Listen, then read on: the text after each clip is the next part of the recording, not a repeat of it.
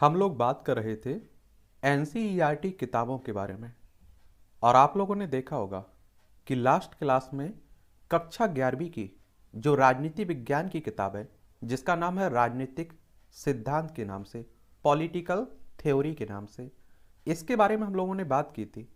आज की इस क्लास में कक्षा 11वीं की ही पॉलिटिकल साइंस की किताब है, जिसका नाम है भारत का संविधान, सिद्धांत और व्यवहार। इसके बारे में हम लोग बात करेंगे। और मुझे लगता है कि अगर आप लोग सिविल सर्विस की तैयारी कर रहे हैं, स्टेट पीसीएस की तैयारी कर रहे हैं, तब आप सभी को मालूम है कि आपके लिए एनसीईआरटी कितना महत्वपूर्ण स्थान रखती है। और अगर आप लोगों को ने 2 से 3 बार नहीं पढ़ी है, तो जरूर आप लोग इन किताबों को पढ़ लीजिएगा। आपका बेस मजबूत होगा और ये किताबें आपको प्रीलिम्स में, मुख्य परीक्षा में, इंटरव्यू में हर जगह फायदा पहुंचाएंगी। और कुछ बातें आप लोगों को याद रखना है इन किताबों को पढ़ते समय। एक तो सबसे पहले आप लोगों को कोई भी सब्जेक्ट उठाइए, आप लोग चाहे वो इतिहास उठाइए, भूगोल उठाइए, या आप देखिए राजनीति विज्ञान उठाइए, कक्षा 6वीं से लेकर 12वीं तक की किताबें एक लय में खत्म करिए। ऐसा मत करिए कि पहले आप लोगों ने कक्षा 6वीं की राजनीति विज्ञान की पढ़ ली, फिर कक्षा 6वीं की ही आप लोगों ने भूगोल की पढ़ ली, फिर आप लोगों ने इतिहास की पढ़ ली। ऐसे में आप देखेंगे आप लोग एक क्लास को दूसरी क्लास से नहीं जोड़ पाएंगे और बहुत बेहतर रिजल्ट भी नहीं दे पाएंगे। तो एक सब्जेक्ट को उठाइए और कक्षा 6वीं से लेकर 12वीं तक की सभी किताबें उस सब्जेक्ट की पढ़ लीजिए और आप लोगों को बहुत बेहतर तरीके से समझ में भी आएगा। दूसरी बात आप लोगों को यहाँ ये याद रखना है कि जब भी आप लोग कोई भी किताब उठा के पढ़ रहे हैं, पहली बार में कोई नोट्स बनाने का काम आपको कभी नहीं करना है। 1 से 2 बार आप लोग पढ़ लेंगे ना, तो आपकी समझ में भी आ जाएगा कि नोट्स आप लोगों को किन पॉइंटों का बनाना है। और अधिकतर नोट्स मैं कहता हूं अपने दिमाग में बनाइए, और जो बाकी का नोट्स बनाना होता है ना, वो इसलिए बनाना होता है कि जिस समय नज़दीक पेपर हो, आपका एग्जाम हो, उस समय हम लोग रिवीजन कर सकें और अपने बनाए नोट्स का ही उपयोग किया करिएगा पढ़ने के लिए। तो मुझे लगता है और बेहतर आप लोगों की समझ में आएगा। अगर आप लोगों ने देखा है कि हम लोग बहुत सारी क्लासें कवर कर चुके हैं अभी तक, और यूपीएससी एग्जाम यानी कि सिविल सर्विस आईएएस से संबंधित कोई भी डाउट है आपका जो आप लोग सोच सकते हैं, तो उस सब के लिए क्लासें कवर की गई हैं।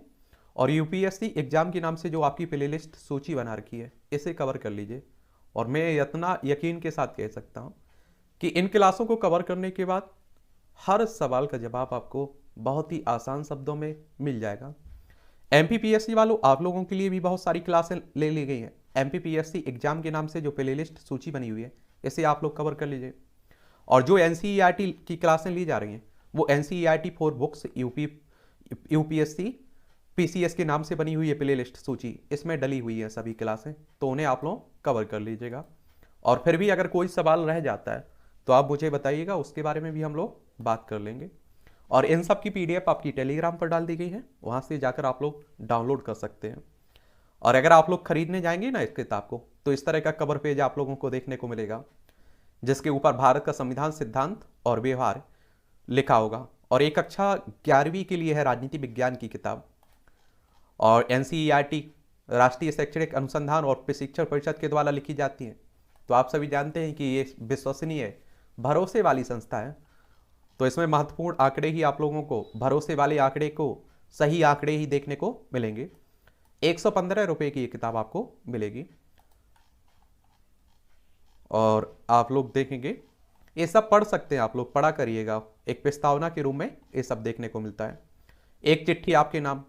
प्यारे विद्यार्थी, इस किताब के शीर्षक को देखकर शायद आपके मन में सवाल उठे हैं कि भारत के संविधान के बारे में दोबारा क्यों पढ़ना पड़ रहा है। क्या पिछली कक्षा में मैंने उसकी पढ़ाई नहीं की थी? आप ठीक कहते हैं, आपने पिछली कक्षा में भारतीय शासन व्यवस्था की बुनियादी बनावट और थोड़ा बहुत भारत के संविधान के बारे में पढ़ा था, लेकिन किताब उससे आगे की कहानी कहती है जितनी आप पिछली कक्षा में सुन चुके हैं। तो इसे आप लोग पढ़िए। आपने अब राजनीति शास्त्र को अपना विषय चुना है और अब आप इसे अगले 2 सालों तक पढ़ेंगे। राजनीति शास्त्र से 2-4 होने का इससे बेहतर तरीका और क्या हो सकता है। हम इसे अपने देश की राजनीति के माध्यम से जाने, और भारत के संविधान में ने अपने लिए जो रास्ते अपनाए हैं उन्हें जानना भारतीय राजनीति को समझने के लिए पहली सीढ़ी है। और इस तरह भारतीय राजनीति को जानकर हम दूसरे देशों की राजनीति को भी जान सकेंगे।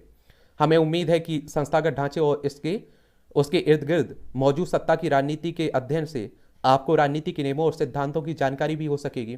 और इसी कारण यह किताब आपको बताती है कि हमारा संविधान किस तरह अपना कामकाज करता और हमारी राजनीति को एक आकार देता।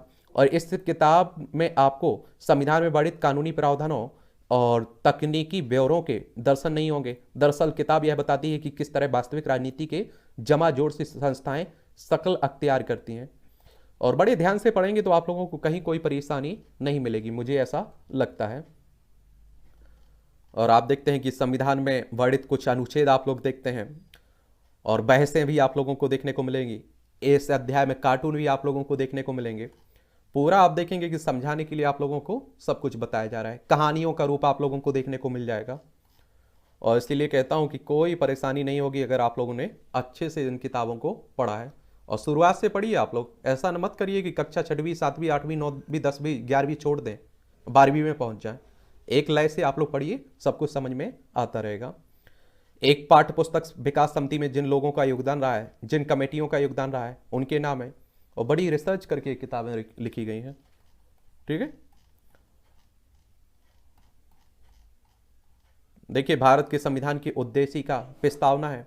हम भारत के लोग भारत को एक संपूर्ण प्रभुत्व संपन्न समाजवादी पंथ निरपेक्ष लोकतंत्रात्मक गणराज्य बनाने के लिए तथा उसके समस्त नागरिकों को सामाजिक आर्थिक और राजनीतिक न्याय विचार अभिव्यक्ति और विश्वास धर्म और उपासना की स्वतंत्रता और प्रतिष्ठा और अवसर की क्षमता प्राप्त कराने के लिए तथा उन सब में व्यक्ति की गरिमा और राष्ट्र की एकता और अखंडता सुनिश्चित करने वाली बंधुता बढ़ाने के लिए दृढ़ संकल्प होकर अपनी संविधान सभा में आज तारीख 26 नवंबर 1949 को इद्दत द्वारा इस संविधान को अंगीकृत अधिनियमित और आत्मर्पित करते हैं।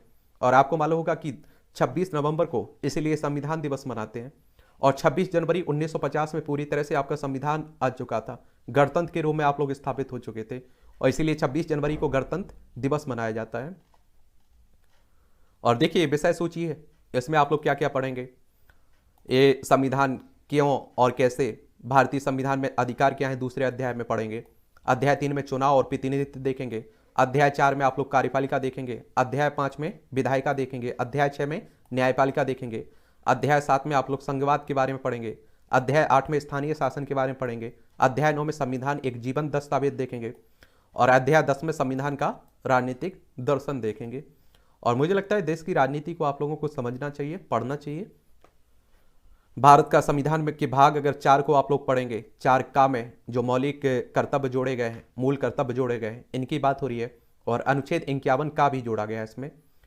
और भारत के प्रत्येक नागरिक का यह कर्तव्य होगा कि संविधान का पालन करे, उसके आदर्शों, संस्थाओं और राष्ट्रध्वज और राष्ट्रगान का आदर करे, स्वतंत्रता के लिए हमारे राष्ट्रीय आंदोलन को प्रेरित करने वाली उच्च आदर्शों को हृदय में संजोए रखें, उनका पालन करें, भारत की प्रभुत्ता, एकता और अखंडता की रक्षा करें, उसे अचूर्ण रखें, देश की रक्षा करें और आह्वान किए जाने पर राष्ट्र की सेवा करें, भारत के सभी लोगों में समरसता और समान भातृत्व की भावना का निर्माण करें, जो धर्म, भाषा और प्रदेश या वर्ग पर आधारित सभी भेदभाव से परे हो, ऐसी प्रथाओं का त्याग करें जो स्त्रियों के सम्मान के विरुद्ध हो, हमारी सामाजिक संस्कृति की गौरवशाली परंपरा का महत्व समझें, उसका परिरक्षण करें, प्राकृतिक पर्यावरण की जिसके अंतर्गत वन, झील, नदी और वन्यजीव हैं रक्षा करें, उनका संवर्धन करें तथा प्राणी मात्र के प्रति दया भाव रखें, वैज्ञानिक दृष्टिकोण, मानववाद, ज्ञान अर्जन तथा सुधार की भावना का विकास करें, सार्वजनिक संपत्ति को सुरक्षित रखें और हिंसा से दूर रहें, व्यक्तिगत और सामूहिक गतिविधियों के सभी क्षेत्रों में उत्कर्ष की ओर बढ़ने का सतत प्रयास करें और जिससे राष्ट्र निरंतर बढ़ते हुए पर्यटन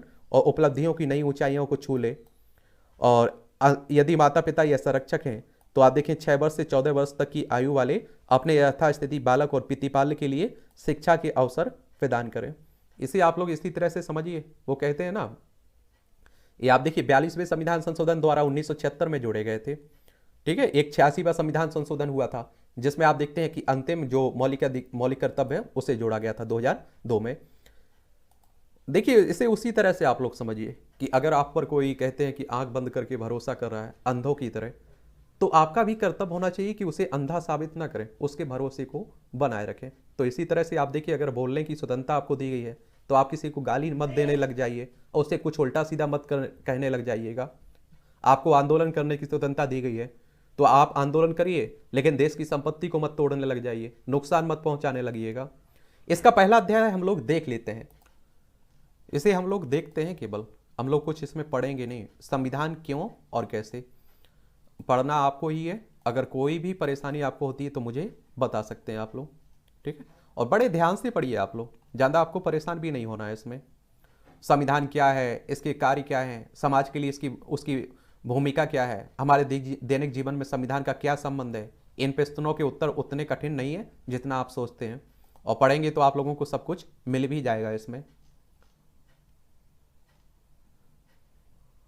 संविधान का पहला काम यह है कि हम वह बुनियादी नियमों का एक ऐसा समूह उपलब्ध कराएं जिससे समाज के सदस्यों में एक न्यूनतम समन्वय और विश्वास बना रहे।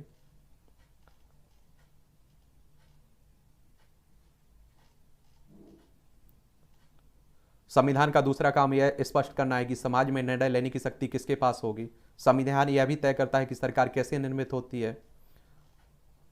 सरकार पर भी अंकुश लगाने की बात की गई है। संविधान का तीसरा काम यह है कि वह सरकार द्वारा अपने नागरिकों पर लागू किए जाने वाले कानूनों पर कुछ सीमाएं लगाए। ये सीमाएं इस रूप में मौलिक होती हैं कि सरकार कभी उसका उल्लंघन नहीं कर सकती हैं। और आप देखिए, ऐसा नहीं कि तानाशाही की ओर चला जाए, हमारी सरकार चली जाए। सुप्रीम कोर्ट आप देखते हैं, सर्वोच्च अदालत बनाई गई है, ये सब पूरी व्यवस्था की गई है। संविधान का चौथा काम है वह सरकारों को ऐसी क्षमता प्रदान करे जिससे वह जनता की आकांक्षाओं को पूरा कर सके और एक न्यायपूर्ण समाज की स्थापना के लिए उचित परिस्थितियों का निर्माण कर सके। और ये नेता आपके गुलाम है, एक तरह से आपके कहिए आप लोगों के नौकर हैं, लेकिन वो अपने आप को मालिक समझ लेते हैं। आप देखते हैं, आप लोग ने अपना नेतृत्व करने के लिए चुनते हैं, लेकिन वही आपके नेतृत्व की जगह आपका शोषण करने लगते हैं। संविधान की सत्ता, ये सब आप लोग देखिएगा, समझिएगा, ठीक है।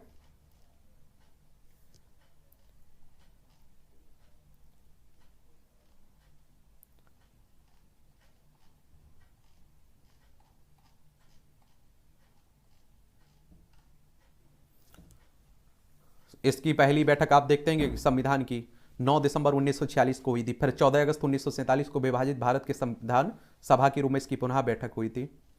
चलिए, बनने का की बात हो रही है, सब कैसे बना ये संविधान हमारा। भीमराव अम्बेडकर साहब को आप देखते हैं कि क्या कहा जाता है, संविधान का पिता भी कहा जाता है। क्या कहा जाता है, पिता भी कहा जाता है।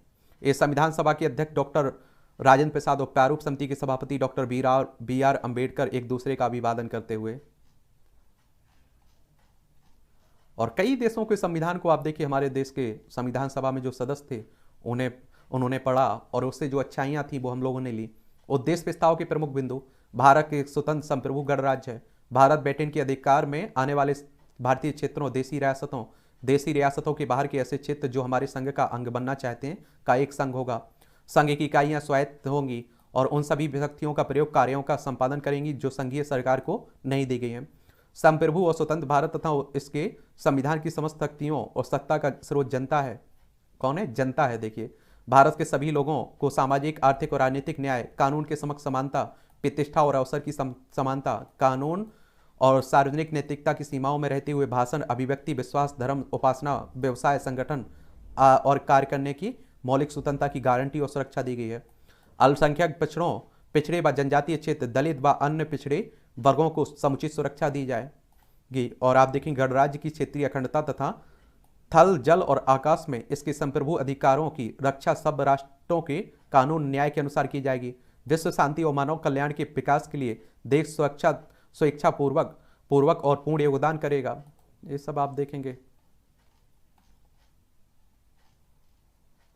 विभिन्न देशों के संविधान से लिए गए प्रावधान देख लीजिए। ब्रिटिश संविधान से सर्वाधिक मत के आधार पर चुनाव में जीत का फैसला और सरकार का संसदीय स्वरूप, कानून के शासन के विचार, विधायिका में अध्यक्ष का पद और उसकी भूमिका, कानून निर्माण की विधि, ये ब्रिटिश संविधान से लिए गए। आयरलैंड के संविधान से आप देखेंगे राज्य की नीति निर्देशक सिद्धांत आयरलैंड के संविधान से लिए गए।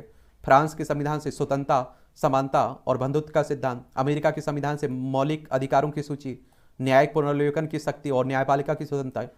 कनाडा के संविधान से एक अर्ध संघात्मक सरकार का स्वरूप, सशक्त केंद्रीय और सरकार वाली संघात्मक व्यवस्था, अवशिष्ट शक्तियों का सिद्धांत, एक कनाडा के संविधान से लिए गए। लेकिन याद रखिए, हम लोगों ने ज्यों का त्यों नहीं ले लिया है, हम लोगों ने उसमें सुधार किया है और उसमें आप देखिए जो हमारे जरूरत के हिसाब से था उसे उस रूप में बदल के हम लोगों ने भारत में शामिल किया है। ठीक है। और जिस तरह से आप देखेंगे ये अध्याय खत्म होगा, अध्याय के पहले भी आप लोग इन अभ्यास के लिए जो क्वेश्चंस दिए रहते हैं इन्हें पढ़ लिया करिएगा और बाद में इनके आंसर देने की कोशिश किया करिएगा। ठीक है, तो और अच्छी तरह से आप लोग समझ पाएंगे। और इसकी पीडीएफ भी आपको टेलीग्राम पर डाल दी गई थी, तो इसे भी आप लोग पढ़ लीजिएगा। और इस तरह से आप देखेंगे कक्षा 11वीं की भी एनसीईआरटी की दोनों किताबें कवर हो जाती हैं। अगली क्लास में हम लोग बात करेंगे कक्षा 12वीं की 2 किताबें बचती हैं। तो अगली क्लास में समकालीन विश्व राजनीति के बारे में हम लोग जानेंगे। फिर उसके बाद एक और किताब आपकी बचेगी, उस पर भी हम लोग बात कर लेंगे। कोई आपके सवाल हो, सुझाव हो मेरे लिए, तो ज़रूर आप लोग भेजिएगा, उस पर भी हम लोग बात कर लेंगे।